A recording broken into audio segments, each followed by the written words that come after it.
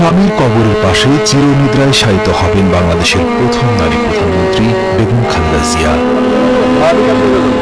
বিএনপির দলীয় সিদ্ধান্ত এবং পরিবারের ইচ্ছা অনুযায়ী ঢাকার শেরেবাংলা নগরে অবস্থিত জিয়া উদ্যানে সাবেক রাষ্ট্রপতি জিয়াউর রহমানের কবরের পাশেই বেগম খালেদা জিয়ার কবরের জন্য স্থান নির্ধারণ করা হয়েছে। আগামী ৩১ ডিসেম্বর রাষ্ট্রীয় মর্যাদায় তাকে দাফন করা হবে। ১৯৮১ সালে ৩০ মে ভোরে চট্টগ্রাম সার্কিট হাউসে এক ব্যর্থ সামরিক অভ্যুত্থানে প্রেসিডেন্ট জিয়াউর রহমান নিহত হন। সে বছর ২ জুন জিয়াউর রহমানের মরদেহ ঢাকায় আনা হয়।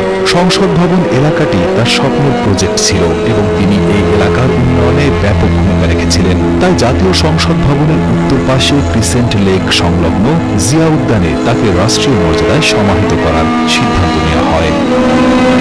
জিয়াউর রহমানের সমাধিটি বর্তমানে একটি আধুনিক স্থাপত্যের নিদর্শন। কবরের মূল অংশটি গোলাকার এবং স্বচ্ছ কাচের ছাদ দিয়ে আবৃত, যাতে দিনের আলো সরাসরি কবরের ওপরে পড়ে। এর চারপাশে মার্বেল পাথরের শৈল্পিক কারুকাজ এবং পুরো এলাকাটি গাছপালা ও প্রশস্ত হাঁটার পথ দিয়ে ঘেরা।